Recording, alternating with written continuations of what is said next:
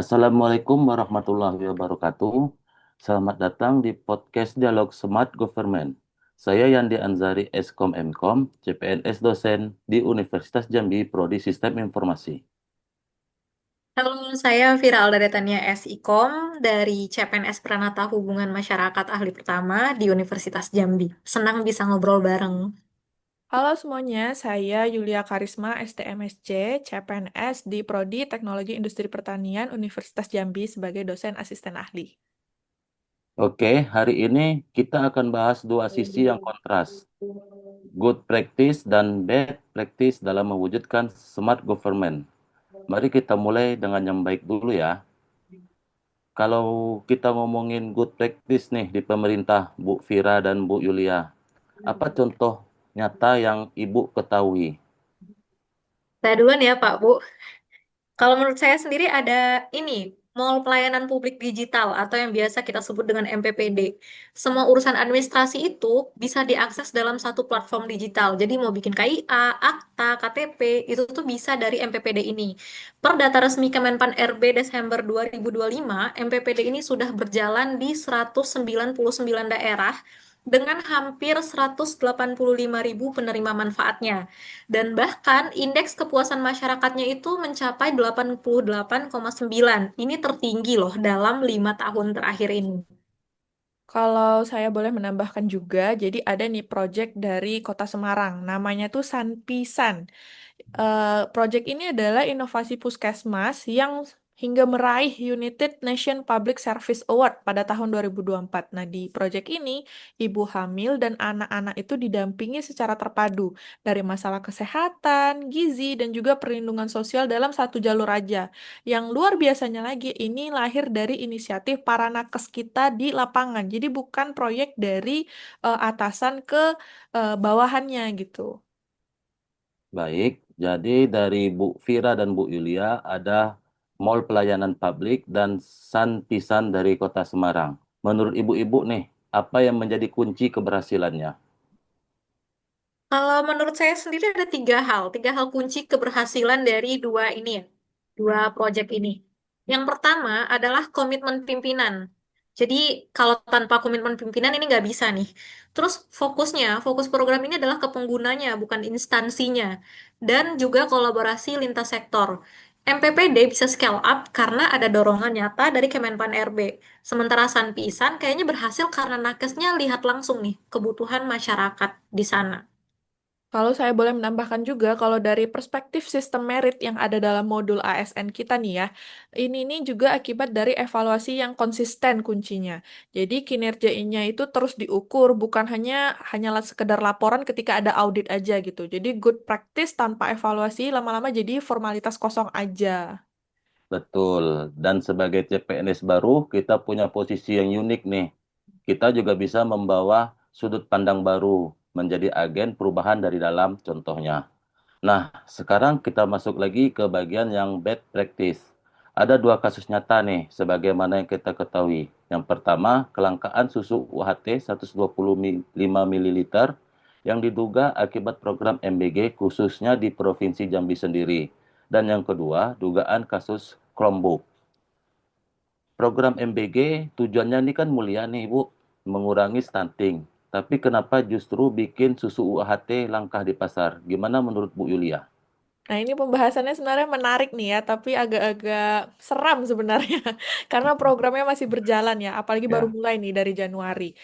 Kalau kita lihat ya sebenarnya, keseluruhannya, satu dapur SPPG itu butuh sekitar 3.000 kotak susu per pembagian. Dan SPPG yang beroperasi saat ini tuh sudah lebih dari 19.000 unit.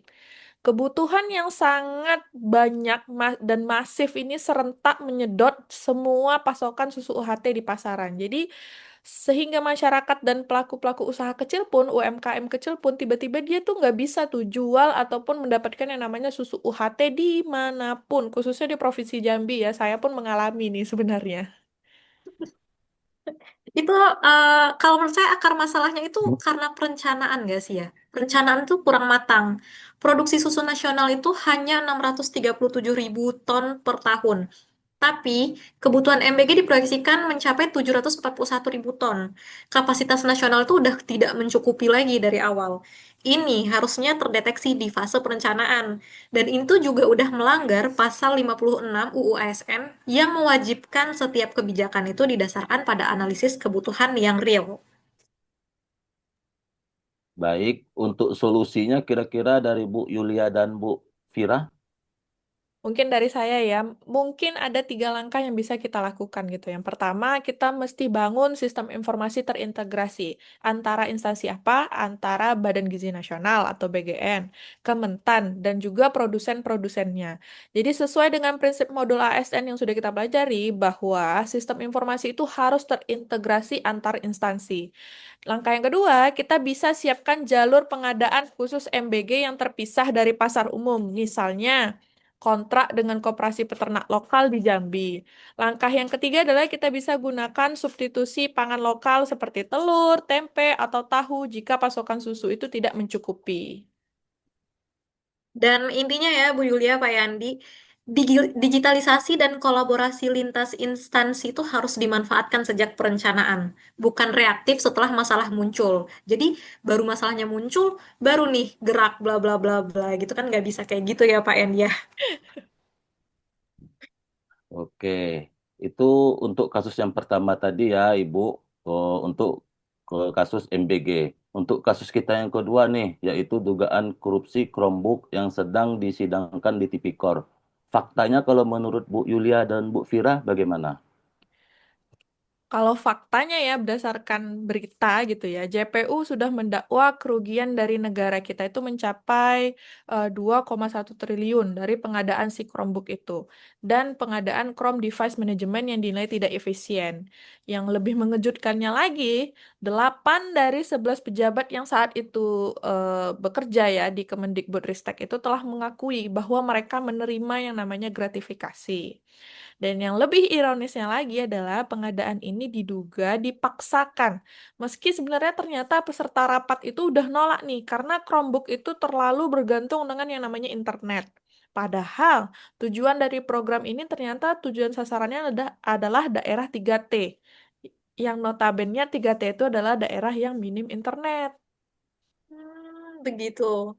Tapi kalau dari perspektif modul ASN ya, berarti ada 3 pelanggaran serius nih. Yang pertama itu sistem merit. Pemilihan Chromebook itu diduga bukan berdasarkan kajian teknis objektif ya berarti, tapi karena kepentingan bisnis. Yang kedua juga kode etik ASN yang juga dilanggar. Modul kita itu melarang ASN tuh menyalahgunakan jabatan untuk keuntungan pribadi. Dan yang ketiga itu akuntabilitas. Masa pengadaan triliunan tersebut tanpa evaluasi harga dan referensi harga yang jelas, ya kan?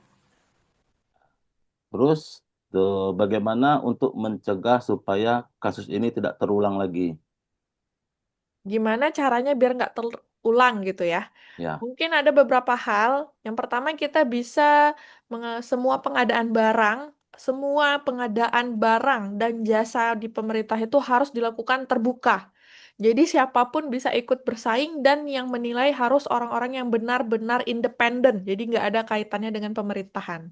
Bukan orang-orang titipan ya. Mungkin langkah yang kedua kita bisa membuat lembaga pengawas seperti KASN dan PAPIP. Jangan cuma jadi pajangan aja, tapi benar-benar bekerja sebagai lembaga pengawas. Dalam modul kita, rekomendasinya itu mengikat, artinya harus ditindaklanjuti, bukan diabaikan. Dan yang ketiga, mungkin kita bisa, kalau ada ASN yang tahu nih ada kecurangan di kantornya, dia harus berani melapor, dan negara juga harus wajib melindungi ASN tersebut. Jangan sampai yang jujur malah jadi korban. Betul sekali, saya setuju. Dan saya mau nambahin, yang paling fundamental itu adalah internalisasi nilai berakhlak sejak Latsar. Karena jika tidak ditanamkan ini, nilai akuntabel dan harmonis, itu tuh godaan menyalahgunakan jabatan akan jauh lebih mudah ditolak itu. Pasti bakalan susah banget untuk menolak itu kalau kita tidak paham nilai akuntabel dan harmonis tadi. Oke, terima kasih nih buat Bu Yulia dan Bu Fira. Tanggapannya sangat luar biasa pada hari ini. Sebelum ditutup, apakah Bu Fira dan Bu Yulia ada closing statement? Closing statement nih ya. Em, Ya. dari saya sih kebijakan publik itu yang tidak berbasis data adalah bom waktu. Jadi kita wajib memastikan setiap program yang mau kita laksanakan itu harus direncanakan secara matang. Jadi bukan hanya ngoyo-ngoyo gitu, sekedar semangat aja yang ngoyo-ngoyo. Mungkin itu. Hmm. Kalau dari saya nih, pesan ini buat teman-teman ASN semua. Ingat ya, jabatan itu adalah amanah, bukan ladang kepentingan pribadi. Jadi, ketika kita para ASN melupakan sistem merit dan kode etik itu, yang dirugikan itu adalah jutaan rakyat Indonesia. Oke, bad practice bukan hanya masalah individu, tapi cermin lemah sistem. Tugas kita sebagai ASN generasi baru bukan sekedar menghindarinya, tetapi aktif jadi agen yang memperkuat sistem. Terima kasih banyak sudah menyimak. Wassalamualaikum warahmatullahi wabarakatuh. Waalaikumsalam. Wassalamualaikum warahmatullahi wabarakatuh. Makasih. Terima kasih. Ya.